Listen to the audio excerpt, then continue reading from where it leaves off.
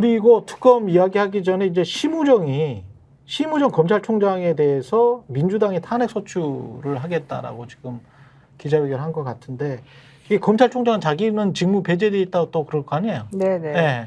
지금 더불어민주당에서 검찰이 도이치모터스 주가 조작 의혹 관련해서 윤석열 대통령 부인 그 김건희 여사를 불기소 처분했기 때문에 어제 저희들이 이제 그 긴급 기자 성명회를 발표를 했고요. 이와 관련해서 기자들이 안 그래도 물어봤어요. 예. 그렇다면은 뭐 그 이창수 지검장이라든가 심우정 총장이라든가 어떻게 할 생각이냐. 저희들이 이제 논의를 해보겠다고 했는데 실질적으로 심우정 검찰총장에 대해서는 탄핵 소추를 추진하는 것으로 얘기가 됐고요. 조승래 수석 대변인이 오늘 최고위원회에서 예. 그 끝나고 난 다음에 기자들한테 이런 말을 했답니다. 검찰총장 탄핵에 대해서 지도부 차원에서 공유가 있었고 진행하는 것으로 결론을 냈다. 그렇지만 탄핵 소추의 절차와 시기는 원내 지도부와 협의할 것이다. 아, 원내 지도부와 협의한다. 그리고 오늘 1시 30분에 그 국회 소통관에서 이에 대해서 긴급하게 여러분들하고 만나겠다 이런 얘기했습니다. 저도 그래서 이거 방송 끝나고 예. 갈 겁니다.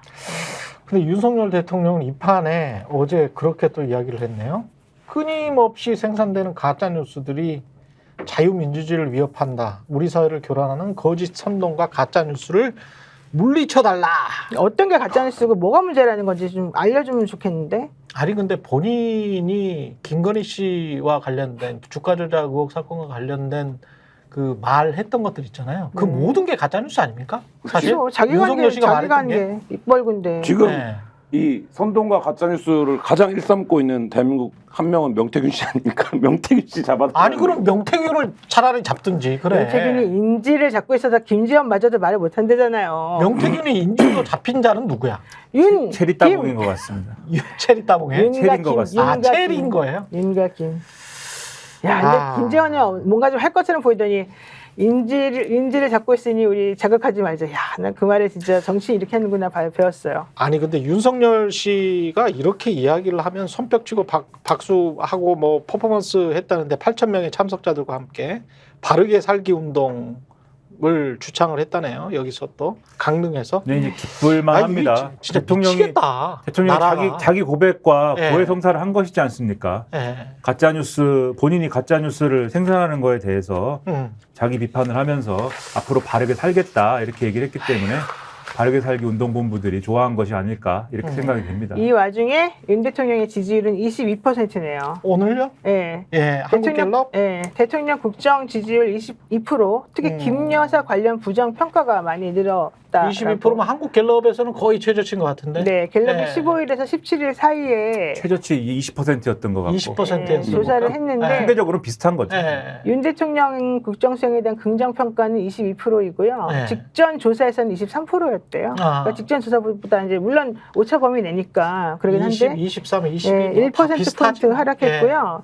이 회사 조사, 그러니까 갤럽에서 조사한 것에 따르게 되면 윤 대통령에 대한 지지율이 8월 말부터 계속해서 20%에서 23% 그렇죠. 박스권에 갇혀 있다. 예. 근데 부정 평가는 68%다. 예. 근데 이번에는 그러니까 지난번에 68%였는데 이번 주는 69%다. 이걸 또 박스권이라고 하냐? 이거 바닥권이라고 하거든요. 그러면 뭐 바닥권은 뭐야? 바닥권은 10%대를 바닥권이라고 생각하는 거예요? 예전에 갤럽에서 박근혜 예. 대통령이 5%대를 찍은 적이 있으니까. 예. 네. 그것까지 가야지 이제 바닥권이다. 야, 지금 윤 대통령 국정을 부정평가한 쪽에서는요. 경제, 민생, 물가 못한다가 15%인데 김건희 여사 문제가 14%라고 나왔대요. 그렇죠. 지금 두 개가 다 그러니까 동급이라는 거죠. 근데 김건희와 윤석열은 진짜 따로 뗄래야 뗄 수가 없는 것 같습니다. 지금 사건들 자체가 다 그렇게 연결돼 있고 아까 김한 기자가 이야기했듯이 검찰총장, 대통령 부인으로서 행세하고 그다음에 뭔가 많은 사건들을 덮은 것 같기 때문에 그것과 관련해서 윤석열 씨가 어떤 역할을 했는지는 지금 뭐 그 부분과 관련해서 예. 어저께 이제 다시 발의된 김건희 특검법에 보면 수사해야 될 게 중요해요. 맞아요. 7개인가 그래요. 7개인가 8개인가 그렇거든요. 이번에 예. 14개 됐잖아요. 예. 그러니까 지금 뭐 그런 상황인데 그러면 한 사람이 그 정도의 혐의를 달고 있는 사람이 있습니까? 근데 그럼 거기서 물어야 될 건 그 많은 혐의 중에 예를 들어서 어떤 건 뭐 윤석열 대통령 입장에서 공세다 이렇게 얘기할 수 있죠. 정치 공세다 이건. 근데 그 14개 혐의가 국민적으로 이거는 들여다 봐야겠네 라고 합의를 얻은 혐의만 그런 건데 그렇다라고 하면 왜 그동안 수사기관은 이거에 대해서 단 한 번도 처벌하지 않았냐. 이 질문이 첫 번째고 두 번째는 일이 이렇게까지 된 이유는 뭐냐면 그거를 제때 사과하거나 제때 정리하거나 제때 처분받거나 하지 않고 계속 말하자면 뭐 힘으로 방어해 온 거예요. 그 방어의 압력으로 방어해서 버티다가 지금 압력이 가해지니까 지금 찰랑찰랑한 이런 상황 아닙니까? 근데 왜 상황을 이렇게까지 끌고 와서 이렇게까지 일을 만드느냐. 한 명 때문에 이런 생각 자꾸 들어요. 지금 추미애 의원이 윤 대통령 퇴임 때까지 김건희도 공소시효 정지시키자 이 법안 발의했거든요. 이거 되게 중요한 법안이에요. 그렇죠? 괜찮죠? 네. 왜냐하면 김건희는 놔두고 윤석열 대통령 것만 정지시켜버리게 되면 김건희는 대통령이 있는 동안에 대통령의 비호를 받아가지고 모든 곳에서 면죄부를 받게 되니까 그래서 지금 추미애 의원이 이번에 도이치모터스 관련해가지고 무혐의 판결 난 걸 보고 이거 도저히 용서 못한다 해가지고 법안 발의했고요. 이제 그거보다 더 중요한 게 이번에 그 김건희 특검법을 민주당에서 한 15일 땡겨가지고 처리하려고 지금 하고 있어요. 그러니까 왜 그러느냐 하면 명태균 씨 때문에 그래요. 이번에 들어간 내용은 특별검사 수사 관련해가지고 지난번에 2차 때 냈던 것하고는 이제 뭐 검사를 어떻게 추천하느니 기간 어떻게 하느니 다 똑같아요. 근데 이번에 이제 들어갔던 것은 지난번에 그 양평 관련해가지고 나온 내용이 이제 있었었잖아요. 그거 하고 그다음에 명태균 불법 여론조사 의혹. 그렇죠. 예. 그리고 국가 기밀 유출. 산단 이야기 하는 네, 산단 얘기. 그다음에 그래서 산단을 또 자기가 옮겼다는 소문이 있거든요. 원래 세종 이쪽으로. 옮겼다. 그게 이제 국정농단이라는 거예요. 그리고 양평 고속도로 노선 변경 의혹. 이건 이제 김건희가 개입했을 것이다.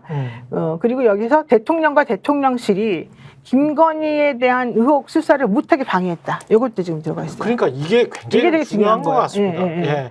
수사 방해 같은 경우에 이거는 아무리 봐도 수사 방해를 하고 있는 것 같아요. 바로 그거죠. 그리고 김건희 상설특검법도 같이 처리한다고. 그럼 이제 대통령 거부권 마음대로 행사하거나 말거나 상설특검법은 통과될 수밖에 없으니까.